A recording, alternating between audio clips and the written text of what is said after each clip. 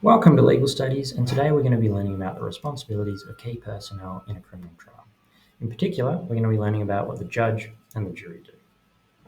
So where are we in the study design? Well, you should have just finished learning about the Victorian court hierarchy, and today you're going to be looking at what do the different people do who are involved in a trial.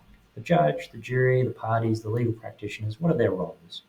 Now, with all the previous dot points in the study design, you'll have been thinking about what are the things that happen before a trial. Well, this dot point here, we're really starting to think now about what happens during a trial. What do these people do during a trial? So let's start with the judge. The judge's main role is to act as an impartial or independent umpire or referee. They're making sure things are running smoothly and fairly. And this includes sort of four main responsibilities. First of all, their job is to manage the trial. So they'll be doing things like they might set timelines, like I'm going to give this trial 7 days. I'm going to allocate 7 days of court time for it. So setting timelines. They might also have to make important decisions about the procedure of the trial. So, for example, if two people are accused of committing a crime together, should they have separate trials, or should we combine their trial into one and have it all heard together? These are the sorts of decisions a judge has to make about the running of a trial. Second of all, they have to make decisions about the admissibility of evidence. And the judge is able to say, no, I'm not going to allow you to tell the jury about these types of things. So, for example, a judge might say, no, you can't tell the jury about that because it is hearsay, which is, in other words, second-hand evidence. So Sally heard George say that Fred was doing this thing. It was too far removed, not allowed to tell the jury that. Same thing if something is irrelevant. So if the judge decides that topic not relevant, I don't want you to question the witness about it because it's going to be a distraction. So the judge can make decisions about evidence. The judge also has to give directions to the jury. And typically this will involve, at the end of the trial, summarizing for the jury what the law is. Because the jury, they have to decide guilty or not guilty, and the judge has to help them with the decisions about, well, what does the law mean and how should we interpret the law? And then finally, after a jury decides someone is guilty, the judge's role then becomes handing down the sentence. So deciding whether or not someone goes to jail, for how long, that sort of thing. Now, for this topic, the key skill in the study design is to discuss, which means you're going to need to have some strengths and some weaknesses of each of these responsibilities. I'll just go over a couple.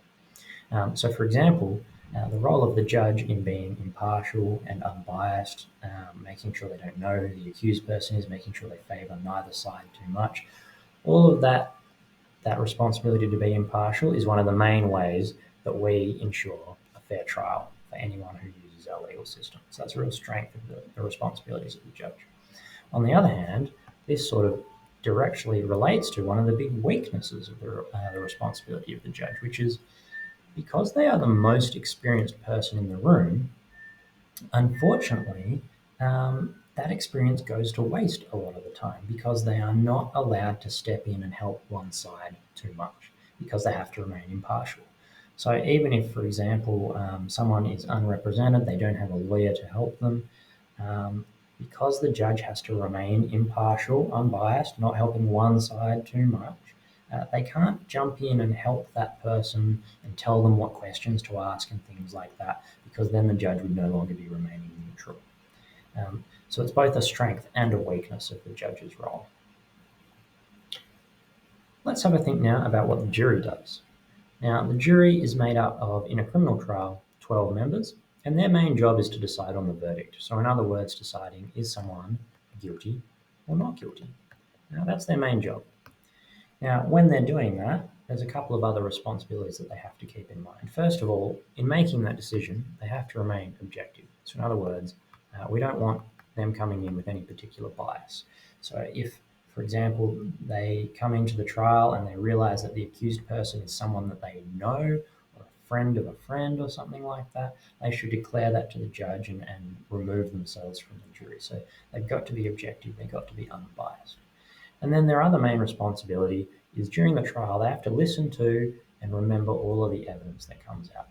And so they might do that by doing things like taking notes during the trial so that they can remember, making sure that they are not falling asleep. And this is something that's happened in jury trials before. Jury members have fallen asleep and missed a lot of the evidence. And if it's bad enough, we might have to restart the whole trial, get rid of the jury, find a new jury, and have a whole new trial. So they've got to be really conscientious about doing the right thing, listening to and remembering the evidence. And just like the role of the judge, you have to know some strengths and weaknesses of our jury system.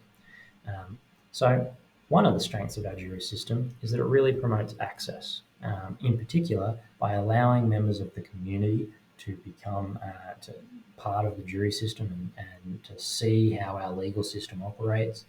They grow more comfortable with our legal system, and they're more likely to know more about our legal system and more likely to make use of our legal system in the future if they've been involved in a jury.